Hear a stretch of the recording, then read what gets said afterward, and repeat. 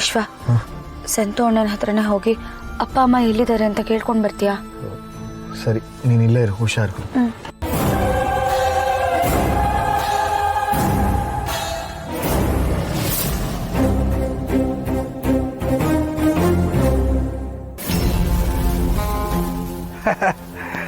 ಹಾಂ ಸರ್, ಹಾಂ ಓಡ್ತಾ ಇದ್ದೀನಿ. ಅಣ್ಣ, ಹಾಂ ಸರ್, ಒಂದು ನಿಮಿಷ ಫೋನ್ ಮಾಡ್ತೀನಿ. ಏನಪ್ಪ ವಿಶ್ವ, ನೀನಿಲ್ಲೇ? ನಿಮ್ಮನ್ನೇ ಮಾತಾಡ್ಸ್ಕೊಳ್ಳೋಣ ಅಂತ ನಿಮ್ಮ ಮನೆ ಹತ್ರ ಹೋಗ್ತಿದ್ದೆ, ನೀವೇ ಸಿಕ್ಕಿದ್ರಿ. ನಮ್ಮನೆ ಅಡ್ರೆಸ್ ಯಾರು ಕೊಟ್ಟರು? ಅದು ನಿಮ್ಮ ಹಳೆ ಮನೆ ಹತ್ರ ಹೋಗಿದ್ದೆ.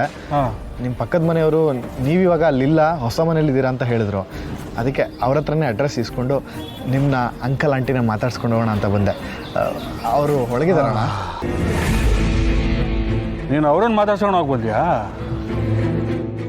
ಅವ್ರು ಈ ಮನೇಲಿಲ್ಲ. ಮನೇಲಿಲ್ಲ ಅಂದರೆ ಹಿನ್ನೆಲಿದ್ದಾರಣ್ಣ, ಹೊರಗಡೆ ಏನಾದ್ರು. ಯಾವನಿಗೆ ಗೊತ್ತಪ್ಪ, ಸಂಸಾರಿಗಳಿಗೆ ಒಂದೇ ಊರು, ಊರು ಬಿಟ್ಟವ್ರಿಗೆ ಯಾವುದೋ ಒಂದು ಊರು. ಅವ್ರು ಎಲ್ಲಿದ್ದಾರೋ ನನಗಂತೂ ಗೊತ್ತಿಲ್ಲ. ಅಲ್ಲ, ಪಕ್ಕದ ಮನೆಯವರು ನಿಮ್ಮ ಜೊತೆ ಇದ್ದಾರೆ ಅಂತ ಹೇಳಿದ್ರು. ಹಾಗಾದ್ರೆ ಅವ್ರನ್ನೇ ಹೋಗಿ ಕೇಳು. ಅವ್ರು ಹೇಳಿದ್ರಂತೆ ಇವನು ಬಂದ್ಬಿಟ್ಟ ಇಲ್ಲಿ ಕೇಳ್ಕೊಂಡು. ಅಲ್ಲಣ್ಣ, ಅವ್ರ ಬಗ್ಗೆ ನನಗೆ ಗೊತ್ತಿಲ್ಲ ಕಣ. ಅವ್ರ ಬಗ್ಗೆ ಕತೆ ಪುರಾಣ ಕೂತ್ಕೊಂಡು ಮಾತಾಡೋದಕ್ಕೆ ನನಗೆ ಟೈಮ್ ಇಲ್ಲ.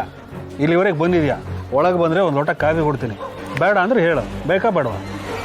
ಬೇಡ ಅಣ್ಣ. ಅಂದರೆ ಹೋಗ್ತಾ ಇರು, ನನಗೆ ಬೇರೆ ಕೆಲಸ ಇದೆ. ಬೆಳಗ್ಗೆ ಬಂದುಬಿಡ್ತಾರೆ ತಲೆ ತಿನ್ಕೊಂಡು.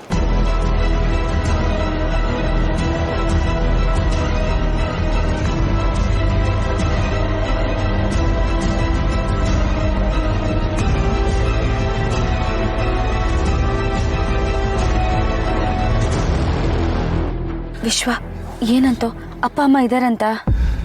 ಇಲ್ಲ ಜಾನು, ಅಪ್ಪ ಅಮ್ಮ ಅಲ್ಲಿಲ್ಲ. ಸಂತೋಣ ಮಾತಾಡಿದ ರೀತಿ ನೋಡಿದ್ರೆ ವಿಷಯ ಏನೋ ಬೇರೆ ಥರ ಇದೆ ಅಂತ ಅನ್ಸುತ್ತೆ. ಏನು ಮಾಡೋದು ಅಂತ ಗೊತ್ತಾಗ್ತಿಲ್ಲ. ಅಯ್ಯೋ ರಾಮ, ಅಪ್ಪ ಅಮ್ಮ ಇಲ್ಲೂ ಇಲ್ಲ ಅಂದರೆ ಮತ್ತೆಲ್ಲಿದ್ದಾರೆ? ವೀಣಾ ಅದಕ್ಕೆ ಇದ್ದಿದ್ರೆ ವಿಷಯ ತಿಳ್ಕೋಬೋದಾಗಿತ್ತು. ಏನು ಮಾಡೋದು? ಒಂದು ಕೆಲಸ ಮಾಡು, ಬೆಂಕಿ ಅಣ್ಣಂಗೆ ಇದ್ರ ಬಗ್ಗೆ ಖಂಡಿತ ಗೊತ್ತಿರುತ್ತೆ. ಅವನಿಗೆ ಫೋನ್ ಮಾಡಿ ಕೇಳು. ಅವನಿಗೆ ವಿಡಿಯೋ ಕಾಲ್ ಮಾಡು.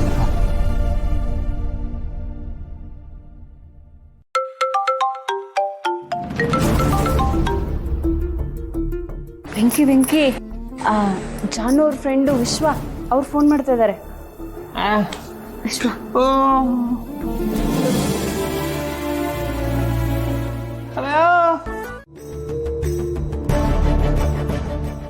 ವೆಂಕಿ ನನಗೊಂದ್ಸಲ ಫೋನ್ ಮಾಡ್ತೀನಿ.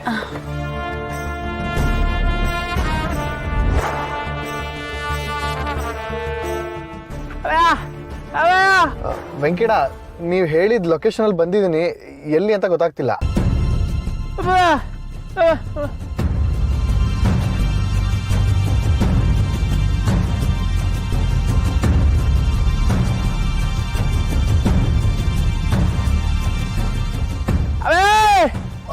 ಹಾ, ಬಂದೆ. ಚಾನು, ನೀ ಇಲ್ಲೇ ಇರೋ, ನಾನು ಹೋಗಿ ಬರ್ತೀನಿ. ಸರಿ ಸರಿ.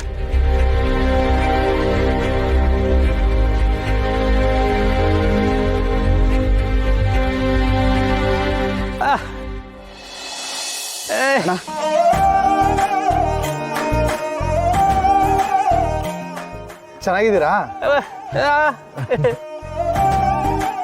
ಅಣ್ಣ? ಅಂಕಲ್ಲು ಆಂಟಿ ಎಲ್ಲಿದ್ದಾರೆ?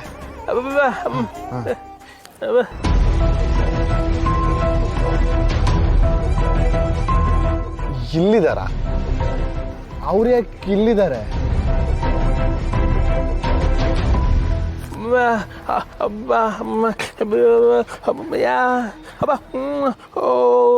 ಅಷ್ಟು ದೊಡ್ಡ ಮನೆ, ಅಷ್ಟು ದೊಡ್ಡ ಆಸ್ತಿನ ಬಿಟ್ಟು ಏನು ಇಲ್ದಾರ ಇಂಥ ಮನುಷ್ಯನ ಮದುವೆ ಆಗಿದೆಯಲ್ಲ.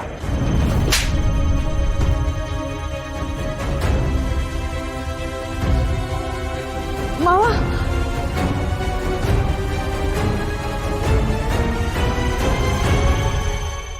ಯಾಕೆ ಈ ರೀತಿ ಮಾಡ್ತಿದಾರ ಅವರು? ನೀವ್ಯಾರು ಇದನ್ನ ಪ್ರಶ್ನೆ ಮಾಡಿಲ್ವಾ?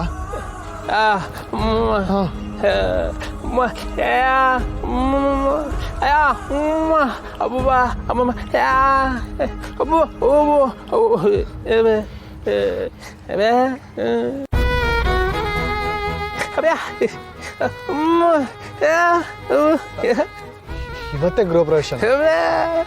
ಅಮ್ಮ ಓ ಅಮ್ಮ ಅಮ್ಮ ಅಣ್ಣ ನೀವು ಹೋಗಿರಿ, ನಾನು ಕಾರು ಪಾರ್ಕ್ ಮಾಡಿ ಬರ್ತೀನಿ. ಬರ್ತೀನಿ.